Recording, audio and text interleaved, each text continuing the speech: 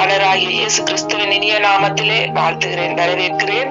இன்றைய நாளிலே நாங்கள் தேவனுடைய வார்த்தையை 137வது சங்கீதத்திலே இருக்கிற வார்த்தையை குறித்து நாங்கள் தியானிக்க போகிறோம். சத்தியத்தை அறிவீர்கள், சத்தியம் விடுதலையாக்கும் என்ற தேவனுடைய வார்த்தையின்படியே அந்த சத்தியத்தில் இருக்கிறதான ஆழங்களை நாங்கள், அந்த ஆழங்களில் உள்ள அர்த்தங்களை நாங்கள் தியானத்திலே கொண்டு வந்து அந்த தியானித்து நாங்கள் அதை புரிந்து கொண்டு அதை நாங்கள் தேவனிடத்திலே தேவனுக்குரியதாக நாங்கள் பேசும்போது தேவன் அதிலே மகிமைப்படுகிறாராக இருக்கிறார். இந்த வார்த்தைகளை நாங்கள் புரட்டாதபடி அந்த வார்த்தைகளில் இருக்கிற உண்மையான ஆவிக்குரிய காரியங்களை நாங்கள் எடுத்து பேச நாங்கள் இந்த இடத்திலே நாங்கள் கூடியிருக்கிறோம். அதுபடினாலே நான் இன்றைக்கு எடுத்துக்கொண்ட வார்த்தை 137வது சங்கீதம் 8வது 9வது வசனத்தை குறித்து நாங்கள் பார்ப்போம். என்ன சொல்லுகிறது, என்ன தேவன் இதை குறித்து என்ன சொல்ல வருகிறார் என்று நான் வாசிக்கிறேன். 137வது சங்கீதம் 8ஆம் வசனம் 9ஆம் வசனம். பாபிலோன் குமாரத்தியே, பாழாய் போகிறவளே, நீ எங்களுக்கு செய்தபடி உனக்கு பதில் செய்கிறவன் பாக்கியவான். உன் குழந்தைகளை பிடித்து கல்லின் மேல் மோதி அடிக்கிறவன் பாக்கியவான். இந்த வார்த்தைகள் ஒரு பயங்கரமானதாக இருக்கிறது. அதை நாங்கள் மாம்சத்தின்படி பார்த்தால் இந்த வார்த்தைகளை குறித்து நாங்கள் தியானிக்கும் போது, குழந்தைகளை பிடித்து உன் குழந்தைகளை பிடித்து கல்லின் மேல் மோதி அடிக்கிறவன் பாக்கியவான் என்று சொல்லப்பட்டிருக்கிறது. ஆனபடினாலே நாங்கள் மாம்சத்தின்படி பார்த்தாலே இந்த குழந்தைகளை பிடித்து கல்லின் மேல் அடிப்பது ஒருவருக்குமே மனதுக்கு சரியான காரியம் அல்ல. ஒருவரும் அதை செய்ய மாட்டார்கள். ஆனாலும் இந்த இடத்திலே தாவீது ராஜா இதை குறித்து சங்கீதத்தில் எழுதுகிறார். இப்படியாக ஒரு பயங்கரமான ஒரு வார்த்தை. இந்த வார்த்தைக்குள்ளே இருக்கிறதான அர்த்தத்தை நாங்கள் புரிந்து கொள்ள வேண்டும். ஏனென்று சொன்னால் அப்படி அவர் சொல்லி இருப்பாரா மாம்சத்தின்படி? இல்லை என்றுதான் சொல்ல வேண்டும். யாராலுமே அது முடியாது. தேவன் அப்படி செய்வாரா? செய்ய மாட்டார். குழந்தைகளை பிடித்து கல்லின் மேல் அடிக்க முடியாது. அது ஒரு மனிதருடைய மாம்சத்தில் இருக்கிற மனிதருடைய வாயில இருந்து கூட அந்த வார்த்தைகள் வராது. ஆனால் இந்த இடத்திலே தாவீது ராஜா இது சொல்லி இருக்கிறார். அது இந்த சங்கீதத்தில் எழுதப்பட்டிருக்கிறது. நாங்கள் பார்க்க வேண்டும், வேதாகமத்திலே தேவனுடைய நேரடியான வார்த்தைகள் இருக்கிறது. தேவனுக்கு உகந்த பிள்ளைகள், தேவன் பரிசுத்தவான்கள், அவர்களை கொண்டு எழுதிய வார்த்தைகளும் இருக்கிறது. அவர்கள் சொன்ன வார்த்தைகளை தேவன் அநேகமான இடங்களிலே அங்கீகரித்திருக்கிறார். அங்கீகரிக்கப்பட்டபடியினால இந்த வார்த்தைகள் மனிதருடைய வார்த்தைகளாக இருந்தாலும் கூட அது யோசனையாகவும் கட்டளையாக கொடுக்காமல் அது யோசனையாக கொடுக்கப்பட்டிருக்கிறது. அந்த யோசனை நல்ல யோசனை ஆனபடினாலே தான் இந்த வேதாகமத்திலே அவை எல்லாம் எழுதப்பட்டிருக்கிறது. அது எல்லாமே எங்களுக்கு தேவையானதுதான். அப்ப நாங்கள் இது மனிதனுடைய வார்த்தை, இது தேவனுடைய வார்த்தை என்று பிரித்து பார்க்க கூடாது. ஏனென்று சொன்னால் அந்த மனிதனுடைய வார்த்தையா இருந்தாலும் கூட அதை ஆவியானவருடைய அனுமதியோடு கூட அநேக பண்டிதர்கள் இருந்து இந்த வேதாகமத்தை பிரித்து எதை எழுத வேண்டும் என்று சொல்லி எங்களுடைய வாழ்க்கைக்கும் இந்த மாம்சத்திலே இருக்க உலகத்திற்குள்ள வாழ்க்கைக்கும் தேவையான காரியம் இருக்கிறது என்று சொல்லி அதையும் கூடவே சேர்த்துத்தான் இதில் எழுதியிருக்கிறார்கள். ஆனபடினாலே இந்த வார்த்தைகளை நாங்கள் இது மனிதனுடைய வார்த்தை, இது தேவனுடைய வார்த்தை என்று சொல்லிவிட்டு பிரித்து பார்த்து நாங்கள் தனிய தேவனுடைய வார்த்தையை மட்டும்தான் எடுத்து பேச வேண்டும் என்று அல்ல. ஏன்னு சொன்னால் புதிய உடன்படிக்கையின் உபதேசத்திலே இருக்கிறபடினாலே பழைய உடன்படிக்கையில இருக்கிறது மாம்சத்துக்குரியதாக அவர்கள் கடைபிடித்தார்கள். தேவன் அதை நீதி என்றுதான் எண்ணினார். ஆனபடினாலே தேவனுக்கு அது நீதியாக எண்ணப்பட்டது. ஆனால் புதிய உடன்படிக்கையிலே நாங்கள் ஆவிக்குரிய பிள்ளைகளாக மாற்றப்பட்ட பின்பு அது எங்களுக்கு ஆவிக்குரிய காரியமாயிருக்கிறது. அதை நாங்கள் மாம்சத்தின்படி எடுக்காமல் அதை நாங்கள் ஆவிக்குரியதாக எடுத்தால் அது நீதிக்குள்ளே வரும், அது நீதியாகும். அப்படினாலே இதை நாம் விளங்க பண்ண வேண்டியதா இருந்தபடினாலே இதை குறித்து பேச சொல்ல வேண்டியதா இருந்தது. ஆனால் அந்த பாபிலோன் குமாரத்தி, அந்த பாபிலோன் என்பது ஒரு அடையாளமாக கொடுக்கப்படுகிறது. இப்ப இன்றைய இருக்கிற பாபிலோன் தேசத்தை மட்டும் குறிப்பிடாமல், அதாவது பாபிலோன் என்ற ஒரு ஊர் இருக்கிறது, தேசம் இருக்கிறது, அதை குறித்து சொல்லாமல் பாபிலோன் என்பது சிலை வழிபாடுகளுக்கும், அதாவது இந்த விக்கிரக ஆராதனைகளை கொண்டவர்களுக்கும், தேவனை விட்டு தேவன் இல்லை, தேவனே அதாவது எங்களுடைய தேவனை அவர்கள் மறுதளித்து, அதாவது அவர்கள் வேற சிலைகளை அவர்களுக்கென்று தேவனை உருவாக்கி கொண்டு, அந்நிய தேவர்கள் அவர்களை உருவாக்கி கொண்டு அதை வழிபட்டு அதுக்கு ஆராதனை செலுத்தி வந்தவர்களும் ஒரு பக்கம். இரண்டது தேவனை கர்த்தர், அதாவது எங்களை உருவாக்கிய அதாமே உருவாக்கிய தேவன், எங்களுக்கென்று ஒரு தேவன் இருக்கிறார், அவரை பின்பற்றி வந்த ஜனங்களும் ஆகிய வீரர்களும் இப்படியாக ரெண்டு பகுதியாக இருந்தார்கள். அப்ப அந்த ரீதியிலே தான் அந்த பாபிலோன் குமாரத்தி என்று அவர்கள் எல்லாரையும் ஒட்டுமொத்தமாக குறிப்பிட்டுத்தான் சொல்லப்படுகிறது. ரெண்டு குமாரத்திகள் இருக்கிறார்கள். ஒன்று பாபிலோன் குமாரத்திகள், இரண்டாவது சீயோன் குமாரத்தி என்று சீயோன் குமாரத்தி என்று சொல்லி அநேக இடங்களிலே நாங்க பார்க்கலாம். அது சீயோன்ல வாழுகிறவர்களை பற்றி மட்டுமல்ல, சீயோன் குமாரத்தி என்று விசுவாசத்திலே வாழ சந்ததி, அதாவது இஸ்ரவேலர்கள் எல்லாரையும் குறிப்பிட்டு சொல்லப்படுகிறது. அப்ப அதுக்கு எதிர்மாறானதான் பாபிலோன் குமாரத்தி. அப்ப இவர்கள் சிறைப்படுத்தப்பட்டிருக்கிறார்கள் என்று மாம்சத்தின்படி அங்கே இருக்கும்போது அவர்களுக்கு அவர்கள் சொல்லுகிறார்கள். அதே அதிகாரத்திலே 4வது வசனத்தை வாசித்தால் 137வது சங்கீதம் 4வது வசனத்திலே கர்த்தரின் பாட்டை அந்நிய தேசத்தில் நாங்கள் பாடுவது எப்படி என்று சொல்லி ஒரு கேள்வியை வைக்கிறார். அப்ப கர்த்தருக்கு பாடுகிற பாட்டை அந்நிய தேவர்கள், அவர்கள் அந்நிய தேவர்களை வழிபடுகிறார்கள்.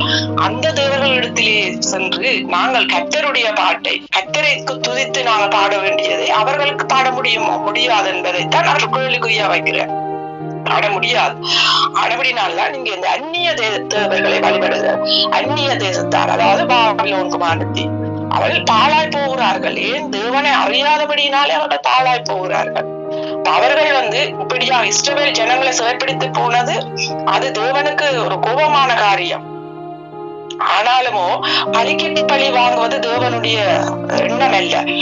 ஆனபடினாலே நாங்கள் இதை புதிய உடன்படிக்கையின் உபதேசத்தின்படி நாங்கள் தியானிக்க வேண்டும். அவர் சொல்லுகிறார், உன் குழந்தைகளை பிடித்து கல்லின் மேல் மோதி அடிக்கிறவன் பாக்கியவான் என்று சொல்லுகிறார். ஏனென்று சொன்னால் அவர்கள் மனம் திரும்ப வேண்டும், அவர்களும் மனம் திரும்ப வேண்டும் தான். ஏனென்று சொன்னால் அவர்களும் தேவனை அறியும் போது அவர்கள் எல்லாருடைய கல்லான இருதயங்களும் சதியாக மாற்றப்படும். எசேக்கியல் சொல்லப்படுகிறது. எசேக்கியல் 11ஆம் அதிகாரம் 19வது வசனத்திலே கல்லான இருதயங்கள் எல்லாம் சதியாக மாற்றப்பட வேண்டும் என்று சொல்லி. என்றால் கல்லான இருதயம் என்றால் இருதயம் எப்பொழுதுமே மாம்சத்தின்படி பார்த்தால் அது சதியானதுதான். ஏன் அதை கல் என்று சொல்லுகிறார் என்று சொன்னால் அவர்கள் தேவனுடைய அறியாமல் இருக்கிறார்கள், தேவனுடைய வார்த்தைகளை அறியாமல் இருக்கிறார்கள். அதுபடினாலே அது கல்லான இருதயங்களாக இருக்கிறது. அவர்கள் மாம்சத்தின்படியே இருக்கிறார்கள். அதுபடினால்தான் அவர் அந்த வார்த்தையை பயன்படுத்துகிறார். அப்ப இவர்கள் யாரை அண்டிக் கொள்ள வேண்டியதாக இருக்கிறது என்பதை குறித்து நாங்கள் மத்தேயு அதிகாரத்திலே பார்ப்போமானால் அதிலே அவர் சொல்லுகிறார். மத்தேயு 21வது அதிகாரம் 21வது அதிகாரம் 43வது வசனம் 42வது வசனத்தில் இருந்து வாசிக்கிறேன், கேளுங்கள். மத்தேயு 21வது அதிகாரம் 42வது வசனம். இயேசு அவர்களை நோக்கி, வீடு கட்டுகிறவர்கள் ஆகாதென்று தள்ளின கல்லே மூலைக்கு தலைக்கல்லாயிற்று, அது கர்த்தராலே ஆயிற்று, அது நம்முடைய கண்களுக்கு ஆச்சரியமாயிருக்கிறது என்று நீங்கள் வேதத்தில் ஒரு காலம் வாசிக்கவில்லையா? ஆகையால் தேவனுடைய ராஜ்யம் உங்களிடத்திலிருந்து நீக்கப்பட்டு அதற்கு ஏற்ற கனிகளை தருகிற ஜனங்களுக்கு கொடுக்கப்படும். இந்த கல்லின் மேல் விழுகிறவன் நொறுங்கி போவான், இது எவன் மேல் விழுமோ அவனை நசுக்கி போடும் என்று நான் உங்களுக்கு சொல்லுகிறேன் என்றார். பிரதான ஆசாரியரும் பரிசேயரும் அவருடைய உவமைகளை கேட்டு தங்களை குறித்து சொல்லுகிறார் என்று அறிந்து அவரை பிடிக்க வகை தேடினார்கள். அப்ப எந்த கல்லின் மேல் விழுந்தால் நொறுங்கி போவார்கள் என்றது குறிப்பிட்டு இதுல சொல்லுகிறார். இது உண்மையாக சொல்லப்பட்டாலும் இப்ப யார் மூளைக்கல்லாக இருக்கிறார்? கிறிஸ்துதான் மூளைக்கல், இயேசுதான் மூளைக்கல்லாக இருக்கிறார். அப்ப அவரை அண்டிக் கொள்ள வேண்டும் என்பதை குறித்துத்தான் தாவீது ராஜா அன்று அதை அதை மறைமுகமாக அங்கே வெளிப்படுத்துகிறார். ஏனென்று சொன்னால் இயேசுவும் ஒரு மூளைக்கல்லுதான். அவர்தான் மூளைக்கல்லா இருக்கிறார் எங்களுக்கு. ஆனபடினாலே அந்த மூளைக்கல்லை அண்டிக் கொள்ள வேண்டும். அதே அல்லாமல் இது பரிசேயருக்கு இந்த காரியங்கள் இவர் சொல்லுகிறார் என்று சொன்னால், அதாவது அன்று கட்டளைகளிலே மோசையிடம் 10 கட்டளைகளை எழுதி கொடுக்கிறார். ஏனென்றால் அவர்களுக்கு இருதயத்திலே எழுதினார், ஆனாலும் அவர்களாலே அதை கடைபிடிக்க முடியவில்லை. ஆகவே அவர் அது இதயத்திலே எழுதினதோடு கூட கட்டளைகளிலேயும் எழுதி கொடுக்கிறார். அது அவர்கள் கண்களுக்கு பார்க்க தெரியக்கூடியதாக கட்டளைகளை எழுதுகிறார். அதை அவர் கல் என்று சொல்லுகிறார். ஏன்னு சொன்னால் அவர்கள் மாம்சத்துக்குரியவர்களாய் இருந்தபடியினாலே அந்த கட்டளைகள் எல்லாம் ஆவிக்குரியது. ஆனால் அதை மாம்சத்திலே எடுத்துதான் அவர்கள் காரியங்களை நடப்பித்தார்கள். ஆனாலுமோ அந்த கற்கள் அந்த கட்டளையில் எழுதின காரியங்களை இவர்களாலே எல்லாவற்றையும் கண்டுபிடிக்க முடியவில்லை. கட்டளையில எழுதி கொடுத்தும் கூட அவர்கள் அதை நிறைய இடங்களிலே நீங்கள் பழைய ஏற்பாட்டு காலங்களிலே நீங்கள் வாசித்துக் கொள்வன அந்த ஆகமங்களிலே எல்லாம் அவர்கள் தேவனுக்கு பதிலாக ஒரு கன்றுக்குட்டியை ஆயத்தப்பட்டு இப்படியாக வேறு தேவர்களை தேடவே அவர்கள் முயற்சித்தார்கள். இப்படியான காரியங்களை அவர்கள் தொடர்ந்து செய்து கொண்டிருந்தார்கள். ஆனால் தேவன் எழுதி கொடுத்தார், என்னை என்று உனக்கு வேற தேவர்கள் உண்டாயிருக்க வேண்டாம் என்று. ஆனால் என்ன செய்தார்கள்? அவர்கள் வேற தேவர்களை தேட முயற்சி செய்தார்கள். அதை அவர்கள் நடத்தினார்கள். பின்பு அவர்கள் மோசே தேவனிடத்தில் கேட்கும் போது அவரை மன்னித்து தேவன் திரும்பவும் அவர்களுக்கு ஒரு மன்னிப்பை கொடுக்கிறார். இப்படியாகத்தான் அவர்கள் வழிநடத்தி கொள்வார்கள். ஏன்னு சொன்னால் அவர்கள் அன்று மாம்சத்திலே இருந்தபடினாலே அதான் இப்ப அவர் சொல்லுகிறார்கள். இவர்களுக்கு அது விளங்குறது. பிரதான ஆசாரியரும் பரிசேயரும் அவருடைய உபமைகளை கேட்டு தங்களை குறித்து சொல்லுகிறார் என்று சொல்லி அறிந்து கொள்ளுகிறார்கள். அப்ப கல் என்றால் என்ன? 2 விதமான கல்லுன்றது ஒன்று கட்டளையிலே எழுதி கொடுத்த கட்டளைகள், இன்னொன்று மூளைக்கல்லாகிய கிறிஸ்து. அப்ப என்ன செய்ய வேண்டும் என்று சொன்னால் அந்த கல்லு இடறுதலுக்கு ஏற்றதாக இருக்கிறது. இது அந்த கட்டளையில எழுதி கொடுத்தது இடறுதலுக்கு ஏற்றதா இருக்கிறது. ஆனாலும் நாங்கள் அதை விட்டு மூளைக்கல்லாகிய கிறிஸ்துவை அண்டிக் கொள்ளும் போது ஜீவனை கொடுக்கிற கல்லாக மாறுகிறது.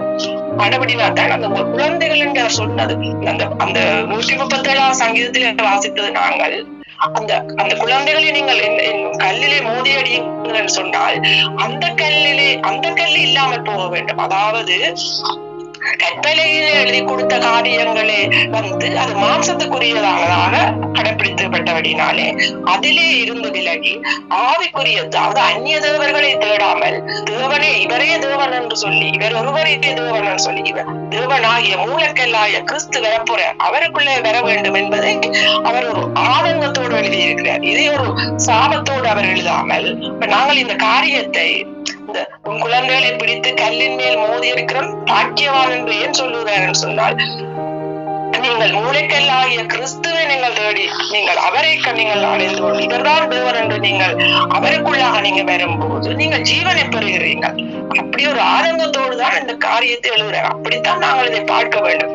என்னன்னு சொன்னால் யாருமே ஒருவரை கொலை செய்ய வேண்டும் என்று சொல்லியோ அவர்களை சபிக்க வேண்டும் என்று சொல்லியோ தேவன் எங்கேயுமே சொல்லவில்லை. ஆனபடினாலே அவர்கள் யாரே இருந்தாலும் விரோதிகளா இருந்தாலும் நாங்கள் அவர்களை சபிக்க கூடாது, அவர்களை ஆசீர்வதிக்க சொல்லுகிறார். அதுதான் புதிய உடன்படிக்கையின் உபதேசம். ஆனால் விசுவாசத்திலே தாவீது ராஜா விசுவாசத்திலே வந்தபடியா அவருக்கும் இந்த காரியங்கள் வெளிப்படுத்தப்படுகிறது. அன்றே அப்ப கிறிஸ்து வரப்போற அந்த கிறிஸ்துவை நீங்க அண்டிக் கொள்ளும் போது உங்களுக்கு ஜீவன் கிடைக்கும் என்பதை குறித்து அங்கே மறைமுகமா அவரது அந்த வார்த்தையை பயன்படுத்துகிறார். அப்படினாலே இதை நாங்கள் நிச்சயமாக விளங்கிக் கொள்ள வேண்டும். இதே போல நாங்கள் 2 கொரிந்தியர் 3ஆம் அதிகாரம் 6வது 7வது வசனத்தை நான் வாசிக்கிறேன், கேளுங்கள். புதிய உடன்படிக்கையின் ஊழியக்காரராய் இருக்கும்படி அவரே எங்களை தகுதி உள்ளவர்கள் ஆக்கினார். அந்த உடன்படிக்கை எழுத்துக்குரியதாயிராமல் ஆவிக்குரியதாய் இருக்கிறது. எழுத்து கொள்ளுகிறது, ஆவியோ உயிர்ப்பிக்கிறது. எழுத்துக்களினால் எழுதப்பட்டு கற்களில் பதிந்திருந்த மரணத்துக்கு ஏதுவான ஊழியத்தை செய்த மோசேயினுடைய முகத்திலே மகிமை பிரகாசம் உண்டானபடியினால் இஸ்ரவேல் புத்திரர் அவன் முகத்தை நோக்கி பார்க்க கூடாது இருந்தார்களே. அப்படினாலே நாம் பார்க்கிறோம், இந்த பார்த்தீர்களா, எழுத்துக்களினாலே எழுதப்பட்டு கற்களில் பதிந்திருந்த மரணத்துக்கு ஏதுவான ஊழியம். நாங்கள் இதை பார்க்கிறோம். அப்ப அதையே சொல்லுகிறார் தேவன் என்னன்னு சொன்னால், கற்கள், அதான் அது ஒரு கல்லு, அந்த கற்களிலே எழுதி கொடுக்கப்பட்டதான மரணத்துக்கு ஏதுவான ஊழியத்தை தான் மோசே செய்கிறார். ஆனால் அதை இன்று புதிய உடன்படிக்கையிலே பவுல் அதை எழுதுகிறார். ஆனால் அது மரணத்துக்கு ஏதுவான ஊழியமாக இருந்தாலும் கூட அன்றைய காலங்களிலே அது தேவனுடைய பார்வையிலே நீதியாகத்தான் எண்ணப்பட்டது. ஆனால் அதே ஊழியத்தை, அதே காரியங்களை கொண்டு வந்து இன்று நாங்கள் இன்றைய காலகட்டத்தை ஒப்பிட்டு பார்க்க வேண்டியதாக இருக்கிறது. சபைகளிலே அதே காரியத்தை, அதே நடைமுறைகளை, அதே வழிபாடுகளை நாங்கள் இன்று ஆராதனை முறைகளை, சடங்குகளை, சம்பிரதாயங்களை எல்லாவற்றையும் அன்று சொன்ன காரியங்களிலே கொண்டு வந்து இன்று சபைகளிலே செய்யும் போது அது மரணத்துக்கு ஏதுவான ஊழியத்துக்கு சமனாயிருக்கிறது. அதுதான் இங்கே அவர் தெளிவா எழுதுகிறார். அந்த அதே அதிகாரத்திலே 8வது வசனத்தை வாசித்தீர்கள், ஒளிந்து போகிற மகிமையுடைய அந்த ஊழியம் அப்படிப்பட்ட மகிமை உள்ளதா இருந்தால் ஆவிக்குரிய ஊழியம் எவ்வளவு அதிக மகிமை உள்ளதா இருக்கும் தான் சொல்லுற. ஒளிந்து போகிற மகிமையுடைய அந்த ஊழியம், எங்களுக்கு அது ஒளிந்து போகிற மகிமையோட ஊழியம். நாங்கள் இப்பொழுது புதிய உடன்படிக்கை ஊழியக்காரர் இருக்கிற நாங்கள் செய்கிற ஆவிதான் ஆவிக்குரிய ஊழியம். அது தேவன் பார்வையில எவ்வளவு அதிக மகிமையா இருக்கும் என்ற ஆனபடினாலே அந்த அவருடைய வார்த்தைக்கு கீழ்பட்டு அந்த வார்த்தையில இருக்கிற ஆவியை நாங்கள் உணர்ந்து கொண்டு, ஆவிக்குரிய விஷயம் என்ன இருக்கிறது என்பதை உணர்ந்து கொண்டு நாங்கள் தேவனுடைய காரியங்களை நடைமுறைப்படுத்தும் போதுதான் அது தேவனுக்கு பிரியமாக இருக்கிறது. அவர் சொல்லுகிறார், அந்த கற்களிலே கற்பலையில எழுதி கொடுத்ததுதான் அவர் கல்லுன்னு சொல்லுகிறார். அந்த கல்லு, அதுல எழுதி கொடுக்கப்பட்ட காரியம், கட்டளைகள், அதை கடைப்பிடித்து செய்த ஊழியம் மரணத்துக்கு ஏதுவான ஊழியம் என்று சொல்லுகிறார். அதபடினாலே இன்றைய காலகட்டத்திலே புதிய உடன்படிக்கையிலே நாங்கள் வந்த பிறகு இதை நாங்கள் ஆராய்ந்து பார்க்க வேண்டும். என்னத்தை அவங்க சொல்ல வந்திருக்கிறார், என்ன காரியங்களை புதிய உடன்படிக்கையிலே சொல்ல வந்திருக்கிறார் தேவன் என்பதை ஆவியானவருடைய துணையோடு நாங்கள் அதை அறிந்து கொண்டால் தான் அதை எடுத்து நாங்கள் பேச முடியும். இல்லை என்று சொன்னால் அது மனிதனுடைய வார்த்தை. தாவீது மனிதன் ஆயிருக்கார், அவர் ஒரு மனிதன். அப்ப அவர் சொன்ன வார்த்தை, அவர் நேரடியா தேவன் சொன்ன வார்த்தை அல்ல. இது நாங்கள் தேவனுடைய வார்த்தை இங்க சொல்லப்பட்டிருக்கோம்னு சொன்னால், அப்போஸ்தலர் பவுல் கூட எழுதுற காரியங்கள், அவரும் ஒரு மனிதன் தான், அவரும் இந்த புதிய உடன்படிக்கையில காரியங்களை எழுதுறார். அப்படி இருக்கும்போது நாங்கள் அது மனிதன் எழுதினது, இது தேவன் சொன்னது என்று நாங்கள் எடுக்க முடியாது. ஆகவே இந்த பகுத்து அறிய வேண்டியதா இருக்கிறது. அது காரியங்கள் இப்படியாக இருக்கிறது என்று சொல்லி பகுத்து அறிகிறது என்று சொன்னால் மாம்சத்தையும் ஆவியையும் பிரித்து பார்க்க வேண்டியவர்களா நாங்கள் இருக்கிறோம். மாம்சத்திலையும் ஆவியும் என்றால் இதெல்லாம் தேவனுடைய வார்த்தை தான். அந்த வார்த்தைக்குள்ளே இருக்கிறதான ஆவிக்குரிய காரியங்களை நாங்கள் எடுத்து பேச வேண்டியதா இருக்கிறது. அன்றைய காலகட்டங்களை கொடுத்து அவர்கள் மாம்சத்தின்படி அதை நடைமுறைப்படுத்தினார்கள். அது ரெண்டுக்கும் உள்ள வித்தியாசம் அதுதான். அது நிழலாகவும் பொழுதுங்களுக்கு அது நிஜமாக நாங்கள் இதை செய்கிறோம். இது ஆவிக்குரியதா இருக்கிறது. ஆனபடினாலே நாங்கள் அதை பகுத்து பார்க்கிறது தான் பகுத்து அறிகிறது. பகுத்து அறிகிறது என்றால் அதுதான். அதை நாங்கள் தேவனுடைய பிள்ளைகளாகிய நாங்கள், விசுவாச பிள்ளைகள், புதிய உடன்படிக்கை உபதேசத்திலே நாங்கள் கட்டப்படுகிறோம் என்று சொல்லியும் அதை பகுத்து அறிய முடியாமல் இருந்தால் அதுக்காக தேவனிடத்திலே கேட்டு அவருடைய ஞானத்தை பெற்றுக் கொள்ள வேண்டும். என்னென்று சொன்னால், அப்படியாக நாங்கள் நிழலையும் நிஜத்தையும் பகுத்தறிந்துதான் அறிந்தால்தான் இந்த காரியங்கள், பழைய உடன்படிக்கையிலே எழுதப்பட்ட காரியங்கள் இருக்கிறதான ஆவிக்குரிய காரியங்களை விளங்கிக் கொள்ள முடியும். விளங்கினால்தான் மற்றவர்களுக்கு அதை நாங்கள் எடுத்து சொல்ல முடியும். அப்படினால இதிலே நாங்கள் மிகவும் கவனமாக இருக்க வேண்டும். ஆகவே வார்த்தைகளை நாங்கள் புரட்டக்கூடாது. அதை தேவன் இருக்கிறார். தேவனுடைய வார்த்தை எல்லாம் ஆவிக்குரியதா இருக்கிறது. அப்படினால இதை நாங்கள் நிச்சயமாக மனதிலே கொண்டு செயற்பட வேண்டியவர்களாக இருக்கிறோம். அதே போல இப்படியான காரியங்கள் இது 1 பேதுரு 2ஆம் அதிகாரத்திலேயும் எழுதப்பட்டிருக்கிறது.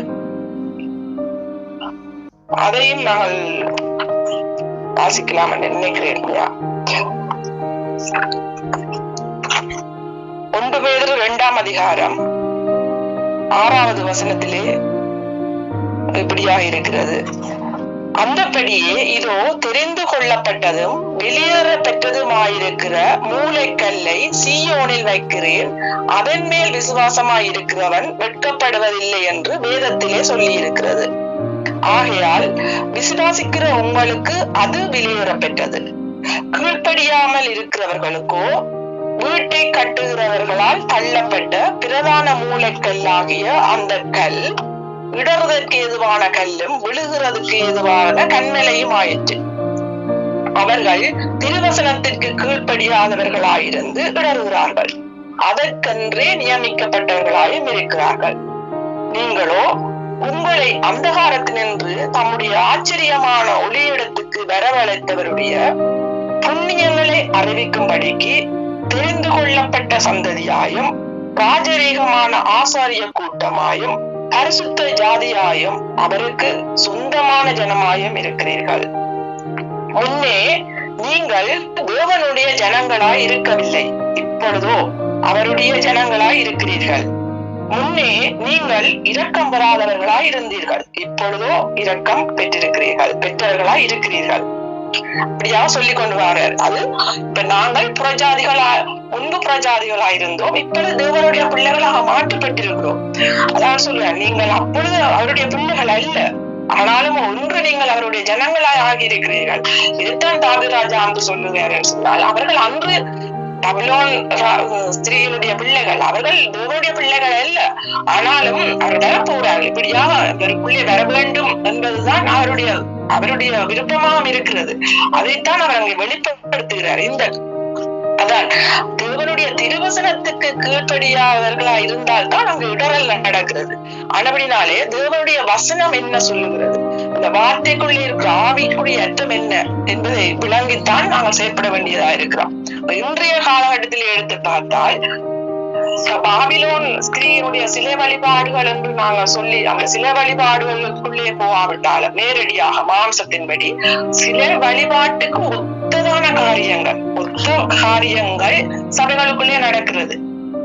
ஆனபடினாலே இப்ப சிலை வழிபாடு என்று சொன்னால் என்ன, வேறு அந்நிய தேவர்கள் என்று சொன்னால் இவர்கள் தன்னுடைய தேவனுக்கு பதிலாக இன்னொரு காரியம், விக்கிரக ஆராதனை, இன்னொரு காரியங்களை அங்கே மேன்மைப்படுத்தும் போது சொல்லுகிறார்கள், ஆனால் தேவனை நாங்கள் பிரியப்படுத்துகிறோம், நாங்கள் தேவனுடைய பிள்ளைகள், கிறிஸ்து உபதேசத்திலே நாங்கள் நடக்கிறோம், நாங்கள் கிறிஸ்து அறிந்திருக்கிறோம் என்று சொல்லிவிட்டு உதாரணமாக நாங்கள் சொல்ல போனால், ஒரு பாஸ்டர் அந்த சபைக்கு ஒரு பாஸ்டர் என்று வைத்தால் அவரை நாம் மிகவும் மகிமைப்படுத்துகிறார்கள்.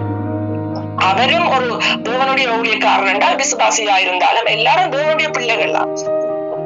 ஆனால் அவர்கள் என்ன செய்கிறார்கள் என்றால் பாஸ்டரை மகிமைப்படுத்துகிறார்கள். பாஸ்டருக்கு கீழ்ப்படுகிறது வேறு, அவரை விட்டால் அவர்கிட்ட கேட்டுத்தான் எல்லா காரியங்களும், அதாவது எல்லா காரியங்களிலேயும் அவருடைய முதன்மை இருக்க வேண்டும் என்று சொல்லி அவரை முதன்மைப்படுத்துகிறார். ஒரு மனிதனை மேன்மைப்படுத்துற காரியம். அப்ப தேவன் கிறிஸ்து வந்திருந்தாலும் கூட அவர்களுக்கு அன்று தெரியாத கூட இருக்கலாம். உதாரணத்துக்கு சொல்றேன், இயேசு பக்கத்திலே நிற்கிறாருன்னு சொன்னா கூட இயேசுவை இவர்களுக்கு தெரியாது, இவருடைய கண்களுக்கு தெரிவது பாஸ்டரா இருக்கும். அப்ப அப்படியாக மனிதர்களை மேன்மைப்படுத்துகிறது, அங்கே இருக்கிற ஐஸ்வர்யங்களை மேன்மைப்படுத்துகிறது, அல்லது ஒரு அதாவது அந்த உபகரணங்கள், அதாவது மெட்டீரியல் திங்ஸ் சொல்லுவோம், அதை அவங்க மகிமைப்படுத்துறது. இப்படியான காரியங்கள் எல்லாம் சபைகளுக்குள்ளே ஆராதனை முறைகளிலே கொண்டு வரப்பட்டிருக்கிறது. தேவன் அதிலே பிரியப்படுவாரா? இல்லை. அப்ப கட்டிடங்களை மகிமைப்படுத்துறது, அதற்குள்ளே தேவன் இருக்கிறவன் அதை மகிமைப்படுத்துகிறது. அப்படியான காரியங்கள் தேவனுக்கு சிலையண்டு வைத்து இவர்களுக்கும் அதை வணங்காவிட்டாலும் கூட அது ஒரு சிலை வழிபாட்டுக்கு ஒத்ததான காரியங்களா இருக்கிறது. அதைத்தான் நம்ம சொல்ல வருவோம். என்னென்று சொன்னால், தேவனுடைய திருவசனத்தை கீழ்ப்படிந்து தேவன் என்ன சொல்லி இருக்கிறார், இந்த காரியங்கள் எப்படியா இருக்கிறது. பவுல் அநேகமான இடங்களிலே சபைகளுக்கு ஆலோசனையாகவும் எச்சரிப்பாகவும் கொடுக்கிறார். அதாவது அவர் சொல்லுற அந்நிய தேவர்களை நீங்கள் சேவிக்க வேண்டாம், அந்நிய தேவர்களுக்கு இடங்களை விபச்சாரக்கார அது அப்படியான காரியங்களை உள்ளுக்குள்ளே நீங்கள் சபைகளுக்குள்ளே கொண்டு வருகிறீர்கள் என்று சொல்லுவது, அவர்கள் சிலையை கொண்டு வந்தவர்கள் நினைக்கவில்லை, ஆனால் அதற்கு பதிலான காரியங்களை செய்கிறார்கள். ஆராதனை முறைகளை, சடங்குகளை எல்லாவற்றையும் கடைபிடிக்கிறார்கள். அதை அவர் வெறுக்கிறார். அதுதான் பவுல் வந்து சபைகளுக்கு எல்லாத்துக்கும் எல்லா காரியங்கள் எல்லாருக்குமே அதை எச்சரிக்கையாக அவர் சொல்லி இருக்கிறார். அதை நாங்கள் இந்த ஒரு நிறுவனங்களையும் வாசிக்கையில நாங்கள் தெரிந்து கொள்கிறோம். ஆனபடியினாலே அது அன்று கொடுக்கப்பட்டது என்று விட்டு நாங்கள் எங்களுக்கு பிரியமான காரியங்களை சபை கூடுகளிலே நடத்தக்கூடாது என்று சொன்னால், இது அன்று எழுதினாலும் கூட எல்லாருக்காகவும் இன்று எங்கள் கைகளிலே கொடுக்கப்பட்டிருக்கிறது. இது எங்களுக்கு கொடுக்கப்பட்டது எவ்வளவோ பெரிய பாக்கியம் என்று சொல்ல வேண்டும். ஏனென்று சொன்னால், அன்று பழைய ஏற்பாட்டு காலங்களிலே சில ஆகமங்கள் அதை வாசிப்பவர்கள் மட்டும்தான் அதனுடைய அர்த்தங்கள் தெரியும். அவர்கள் விவரித்து மற்றவர்கள் சொல்வார். ஆனால் இன்றோ எல்லா கைகளிலேயும் இந்த வேதாகமம், பரிசுத்த வேதாகமம் கொடுக்கப்பட்டிருக்கிறது. நாங்கள் இதை வாசிப்பதோடு மட்டுமல்ல, அதை தியானித்து அதுக்குள்ளே இருக்கிறதான வேதத்துல இருக்கிறதான கருத்துகள் அதை நாங்கள் தியானிக்கும் போது அது எங்களுக்கு உடனடியாக வெளிப்படுத்தப்படாவிட்டாலும் கூட அதற்கான நாட்கள் நீடிய பொறுமையோடு காத்திருந்து தேவனிடத்திலே இந்த காரியங்களை நாங்கள் பெற்றுக்கொள்ள வேண்டியவர்களாக இருக்கிறோம். அப்படினாலே இன்று நாங்கள் 2 கல் என்ற வார்த்தையை குறித்து நாங்கள் பார்த்திருக்கோம். கல் என்ற வார்த்தையை அங்க பயன்படுத்துகிறார்கள் என்று சொன்னால், அதை மூளைக்கல்லாகிய கிறிஸ்துவும் இருக்கிறார். கட்டளைகளிலே கொடுக்கப்பட்ட கல், அதாவது அந்த 10 கட்டளைகள், அதை கட்டளைகளை கொடுத்த அந்த கட்டளையை அவர் கல் என்று சொல்லி பயன்படுத்துகிறார், அந்த வார்த்தையை பயன்படுத்துகிறார். அப்படினால இதை நாங்கள் பகுத்து அறிந்து நாங்கள் புதிய உடன்படிக்கையிலே நாங்கள் இதை எப்படியாக நாங்கள் தியானித்து இந்த காரியங்களை பேச வேண்டும் என்று சொல்லி நாங்கள் இந்த காரியங்களை எடுத்து நாங்கள் மற்றவர்களுக்கும் சொல்லுவோம். மற்றவர்களும் இந்த காரியங்களை கேட்டு இதுல இருந்து ஒரு தெளிவுகளை பெற்றுக் கொள்வார்கள் என்று நினைக்கிறேன். நன்றி. இயேசு கிறிஸ்துவின் இனிய நாமத்திலே உங்களை வாழ்த்து நன்றி சொல்லுறேன். ஆமென்.